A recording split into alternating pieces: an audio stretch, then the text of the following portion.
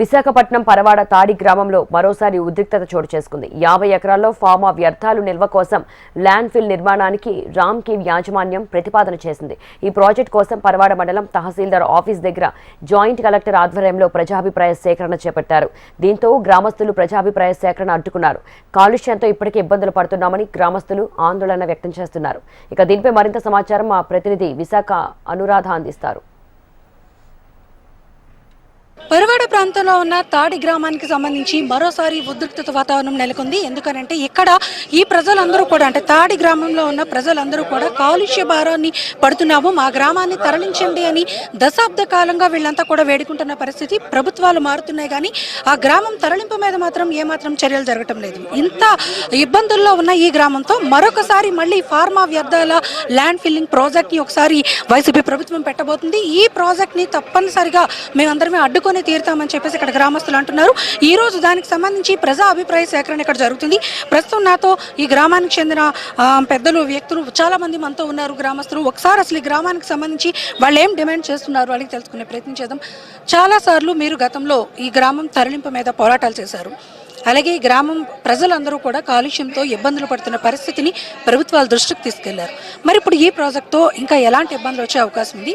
అసలు ఈ ప్రజాభిప్రాయ సేకరణలో మీ అభిప్రాయం?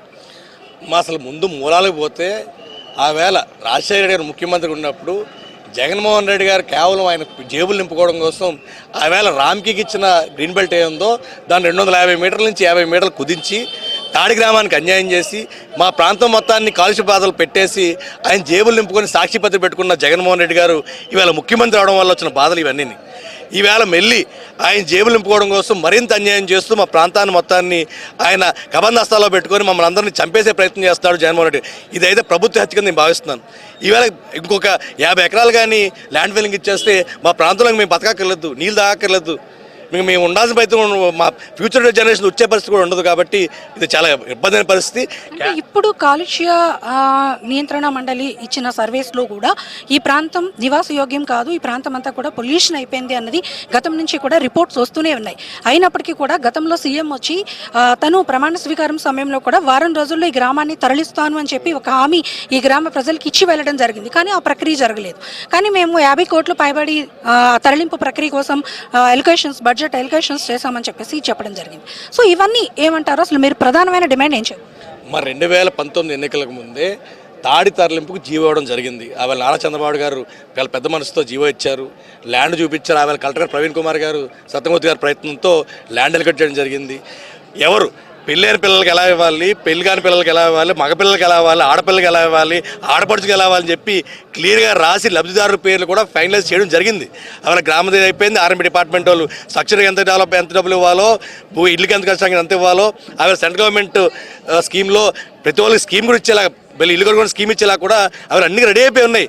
కేవలం ఆవేళ దరిద్రం కొద్ది ఎమ్మెల్సీ ఎన్నికల నోటిఫికేషన్ రావడం వల్ల అవి ఆగిపోయింది. దాని తర్వాత ప్రభుత్వం మారడం, దాన్ని పక్కన పడేయడం ప్రయత్నం చేశారు. మొన్న మాత్రం వచ్చిన జగన్మోహన్ గారు ఏదో పెద్ద మాటలు చెప్తూ ఎలా బోటుక మాటలు చెప్తాడో అదే బోటుక మాటలో 15 రోజుల్లో చేస్తా అని చెప్పడం జరిగింది. ఈ వేళ దాకా అలా చిత్తశుద్ధి లేదు. ఆ జీవో మళ్ళీ ఇంప్లిమెంట్ అవ్వాలంటే జనసేన తెలుగుదేశం ప్రభుత్వం రావాలా. మళ్ళీ అమ్మ డిమాండ్ చెప్తున్నాం కదా, ఈవేళ ఇది తరలింపు ఏదైతే 50 ఎకరాలు ఇస్తున్నారో అది కేవలం మెల్లి జగన్మోహన్ రెడ్డి గారు డబ్బుల సంపాదన కోసం, ధనార్జన కోసం చేసే పని. ఈ డబ్బును మెల్లి రేపు ఎన్నికల్లో ఖర్చు పెట్టి గెలిచే ప్రయత్నం చేస్తున్నాడు. కానీ వచ్చే 20 రోజుల్లో కన్ఫామ్గా ప్రభుత్వం మారనుంది. ఇది ముందుకు వెళ్ళదు అని చెప్పి మేము చెప్తున్నాం. ఇది ఇక్కడ మొత్తానికి గ్రామస్తులందరూ కూడా ఈ ప్రజా అభిప్రాయ సేకరణని ఖచ్చితంగా మేము వ్యతిరేకించే తీరుతాము. ఎందుకనంటే దీనివల్ల మాకు మరింత సమస్యలు పెరిగే అవకాశం ఉంది. కాబట్టి ఏదైతే ఇప్పుడు రామ్కి సంస్థ తెచ్చిన ఈ ప్రతిపాదనని మేమైతే ఒప్పుకునేది లేదు, దానికోసం పోరాటం చేస్తామని చెప్పేసి చెప్తున్నారు. మరి చూడాలి ఈ అంశాన్ని ప్రభుత్వం ఎలా తీసుకెళ్తుంది ముందుకు అన్నది వేచి చూడాల్సిన అంశం. వీడియో జర్నలిస్ట్ నిఖిల్తో అనురాధ, HM TV, విశాఖ.